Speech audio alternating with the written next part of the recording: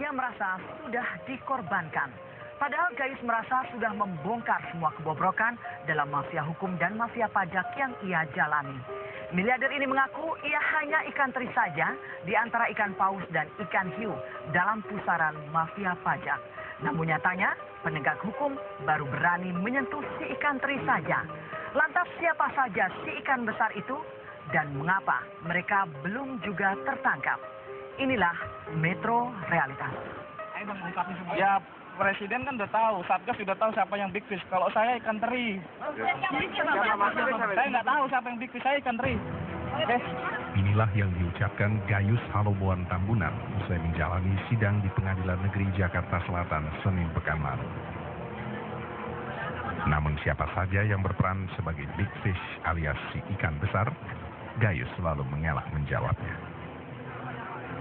Gayus merasa sudah dikorbankan dalam kasus mafia pajak yang sedang ia hadapi.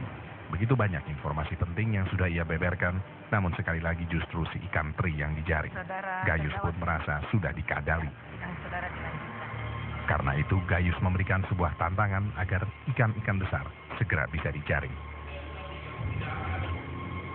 Jadikan saya staf ahli Kapolri, atau staf ahli Jaksa Agung, atau staf ahli Ketua KPK. Saya berjanji, dalam waktu 2 tahun Indonesia bersih, akan saya bantu Kapolri atau Jaksa Agung atau Ketua KPK untuk menangkap big fish, bukan hanya kakap, tetapi paus dan hiu di semua lini, di mana korupsi tumbuh subur. Korupsi adalah kejahatan luar biasa, maka diperlukan cara-cara luar biasa untuk memberantasnya. Tantangan dari seorang Gayus ini memang sepertinya lucu dan mengada-ada. Namun faktanya memang demikian. Gayus sudah mengakui memiliki kekayaan lebih dari 100 miliar rupiah. Namun anehnya dari mana ia bisa kaya raya seperti itu sama sekali belum diungkap. Klien saya sudah mau bantu, ya, saya mau bantu, bicara terus terang sama Satgas, bicara terus terang sama Lempang, ya, tapi hasilnya nihil. Dan jangan lupa, apa yang dia kasih info itu sekarang ini bisa hilang semua.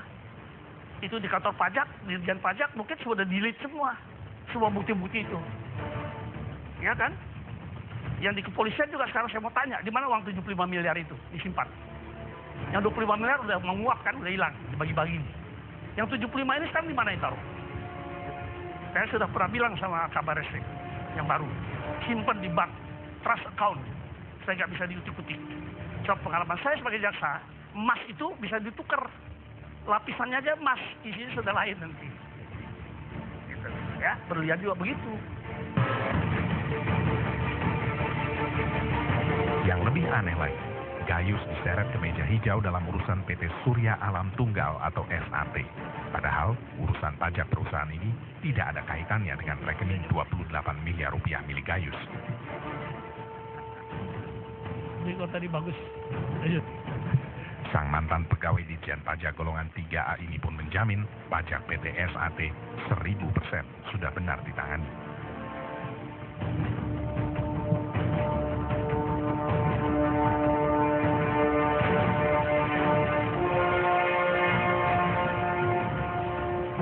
Dari kelebihan saya kan tengah jelas sebetulnya bahwa ini loh ceritanya seperti ini. Tapi lagi-lagi dari kasus PT Surya Alam Tunggal aja kalian bisa lihat. Kasus apa itu Surya Alam Tunggal? Kasus jadi-jadian kalau saya bilang. Banyak modus di perpajakan, kalian boleh tanya ke Direktur Jenderal Pajak, itulah mafia pajak yang sebenarnya. Bukan saya nggak ada apa-apa urusan pajak. Bahwa sebenarnya dakwaan penuntut umum itu seperti yang dakwaan pertama PT Surya Alam Tunggal. Itu awalnya saya yang bercerita, saya dijanjikan tidak jadi tersangka.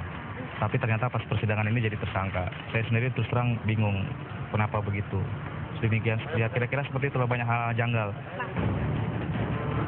Ada sekitar 149 perusahaan yang proses persoalan pajaknya melibatkan Gayus. Sejumlah nama perusahaan besar ada dalam daftar ini. Memang belum dibuktikan perusahaan mana saja yang telah bermain mata dengan Gayus, namun yang pasti sebanyak 90% aduan yang pernah ditelaah Gayus akhirnya dimenangkan oleh wajib pajak. Sebenarnya mafia pajak ini luas sekali. Gayus itu hanya satu sekrup dari sekian sekrup lainnya yang seharusnya dibuka semua supaya bisa terbongkar. Lalu bagaimana mainnya dengan para perusahaan yang mengemplang pajak ini yang mesti dibongkar. Nah, ini kan tidak dilakukan.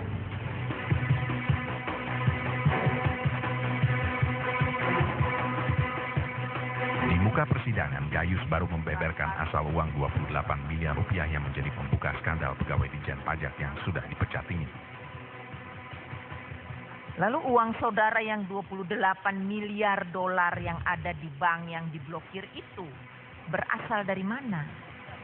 Dari Kalau bukan dari Andi Kosasi. 3 pekerjaan yang mulia. Dari 3 pekerjaan. Pekerjaan apa saja? Pekerjaan pertama adalah saya diminta untuk mengeluarkan surat ketetapan pajak PT Kaltim Primakol. Nah, untuk membantu mengeluarkan ini saudara dapat berapa ini? Saya dapat 500.000 US dollar. 500.000 Ya. US dollar setara dengan Kalau pakai kurs 10.000, 5 miliar. 5 miliar. Kerjaan yang kedua adalah melakukan persiapan dalam rangka sidang banding PT Bumi Resource tahun pajak 2005. Dan sebagainya ini saudara menerima juga? Menerima. Pembayaran berapa banyak? 1 juta US dollar. 1 juta US dollar setara dengan Kalau pakai kurs 10.000, 10 miliar. 10 miliar. Pekerjaan yang ketiga? Kerjaan ketiga dalam rangka program pemerintah dalam Undang-Undang Nomor 28 Tahun 2007 tentang KUP yang baru, KUP? yaitu Sunset Policy. Oh, Celakanya, pengungkapan mafia pajak yang melibatkan Gayus sering kalah ramai oleh persoalan lain, mulai berita pelesiran Gayus, paspor, atau bocornya rencana penuntutan.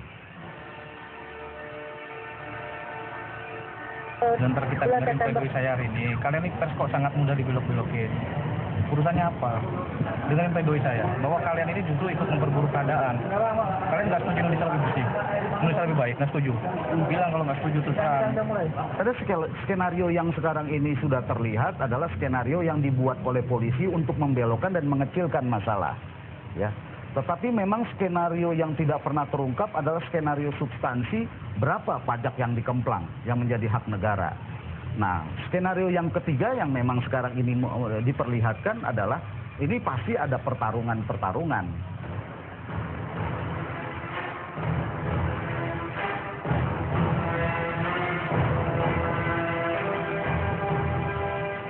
Saya memasrahkan nasib saya dan keluarga saya kepada Allah Subhanahu wa Ta'ala dan Majelis Hakim yang mulia. Sama seperti saya pasrah dijadikan objek pemberitaan yang 90% tidak benar, yang sebenarnya adalah settingan pihak-pihak tertentu, seperti isu saya bertemu dengan tokoh politik di Bali, isu saya di-backing oleh orang kuat, isu saya mengamankan aset di luar negeri, dan lain-lain. Detik terakhir pun dalam sidang dia masih katakan, saya bukan orang baik, tapi saya bukan penjahat, Ibu Hakim. Dia mau bongkar semua, dia mau bantu negara sesuai program pemerintah, membongkar seluruh mafia hukum dan perpajakan. Tapi kalau kenyataannya aparatur kita ini semuanya tidak jujur, tidak bersih, tidak berani mengambil satu sikap untuk memberantas korupsi, saya salahkan aparatur negara ini. Jangan dia saja disalahkan, mesti adil kita. Ya, dan saya katakan yang penanggung jawab tertinggi adalah Presiden SBY. Tidak berani mengambil oper kepemimpinan, ya, untuk tegas memberantas korupsi. Intervensi Presiden terhadap masalah penegak hukum dalam konteks tadi yang saya sampaikan senantiasa dilakukan. Yang saya tahu karena saya menangani masalah bidang Polhukam, sehingga setiap ada pertemuan dengan beliau-beliau saya selalu hadir di situ. Jadi tidak adalah keliru kalau seolah-olah Presiden tidak care, tidak pernah manggil Kapolri, tidak pernah manggil Jaksa Agung untuk membicarakan bagaimana progress report dari masalah ini.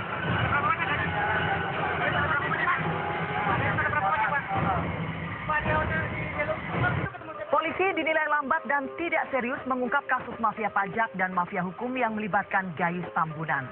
KPK pun didesak ikut mengusutnya. Lantas bagaimana langkah KPK selanjutnya? Metro Realitas segera kembali.